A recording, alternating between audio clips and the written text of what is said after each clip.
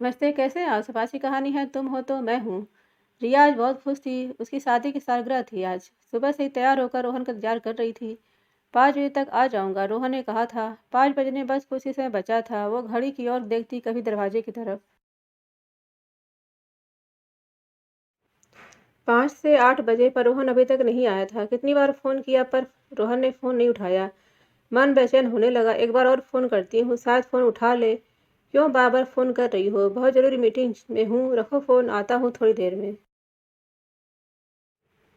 रिया ने फोन रख दिया और बेड पर लेट गई। आज रोहन को क्या हो गया है? ऐसे क्यों बात कर रहा था? शायद काम का दबाव होगा। मैं भी ना अपने मन को समझा नहीं पा रही थी। शिखा को फोन किया, क्या कर रही हो?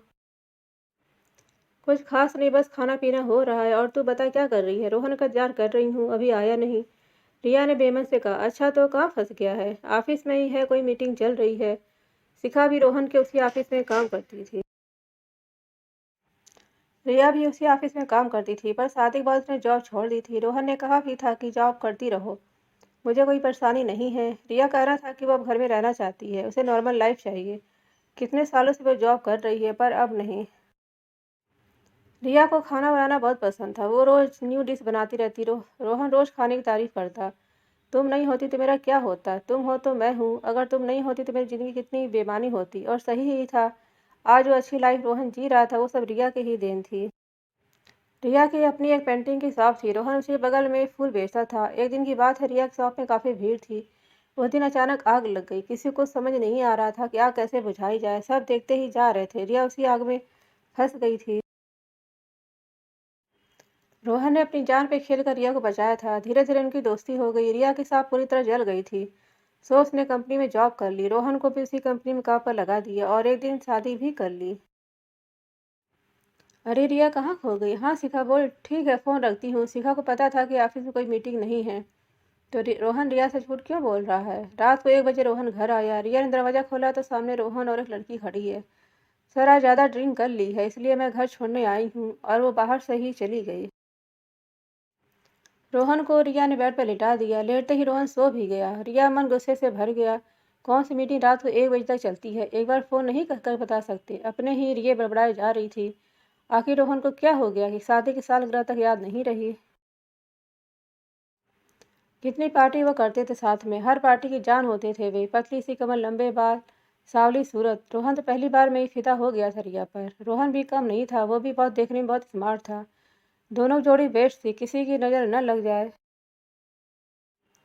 सोचते सोचते रिया की कब आँख लगी पता नहीं चला। सुबह जब आँख खुली तो 8 बज रहे थे। रोहन अभी भी सो रहा था। रिया उठी और काम में लग गई। रोहन, रात में कुछ खाया नहीं होगा तो कुछ अच्छा सा बना देती हूँ। नाश्ता बनाकर रोहन को उठाने गई। 10 बज गए हैं, ऑफिस नहीं जाना क्या? नहीं, आज नहीं जाना है। रिया फिर से किचन में चली गई। उसका अधिकतर समय किचन में बीता। कभी रोहन खींच जाता। जब देखो काम में लगी रहती हो, एक मेड क्यों नहीं लगा लेती हो? मैं जितना अच्छा खाना बनाती हूँ, क्या कोई बना पाएगी? रिया खुश होकर कहती। तभी डोरबेल बजी तो रिया ने दरवाजा खोला तो सामने वकील थे। आप यहाँ? क्या बात हो गई? वो कुछ कहते तभी रोहन आ गया। मैंने बुलाया है। पेपर रेडी हो गया? हाँ। कैसे पेपर? रोहन ने तुरंत साइन करके रिया की तरफ इशारा किया कि यहाँ साइन कर दो। कैसे पेपर हैं? साइन क्यों करना है? मैं तुम्हें डिवोर्स दे रहा हूँ। पर क्या? पर क्यों? कोई बात है तो बताओ। डिवोर्स क्यों? अचानक से कुछ समझ नहीं आ रहा था। रोहन, बताओ ना, क्या बात है? रोहन का हाथ पकड़ना चाहा तो रिया का हाथ झटक दिया। मैं नहीं रहना चाहता तुम्हारे साथ। पर क्यों? तुम्हें नहीं पता रिया? कितनी बार कहा है कि अपना वजन कम करो। कितनी मोटी हो गई हो, जब देखो बस खाने की बात करती हो। पर रोहन, ये तो कोई वजह नहीं है। बस यही वजह है। तुम्हें पता है, जब पार्टी में जाता हूँ तो सब कहते हैं कि अपनी वाइफ को भी लाया करो। भाभी को क्यों नहीं लाते? उन्हें क्या बताऊँ कि मेरी पत्नी को बस खाना और घर का काम ही करती रहती है। रोहन ने बैग उठाया और घर से बाहर निकल गया। साइन करके पेपर वकील को दे देना, मैं जा रहा हूँ।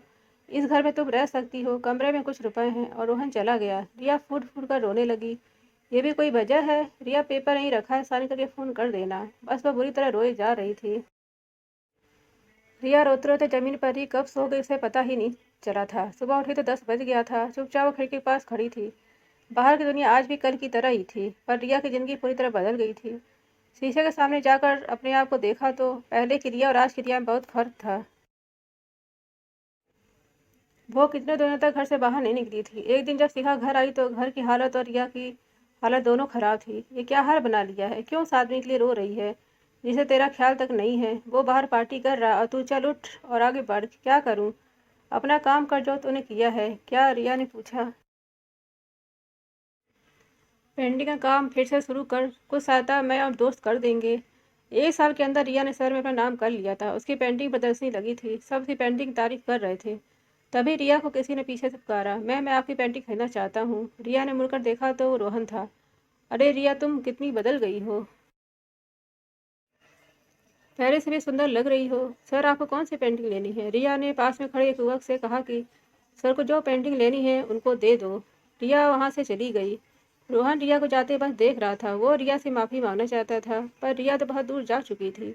उसकी अपनी एक दुनिया थी जिसमें कुछ दोस्त और उसकी पेंटिंग थी। आज की कहानी आपको कैसी लगी? तुम हो तो मैं हूँ। यदि आपको पसंद आती है प्लीज़ लाइक एंड सब्सक्राइब कर दे। धन्यवाद।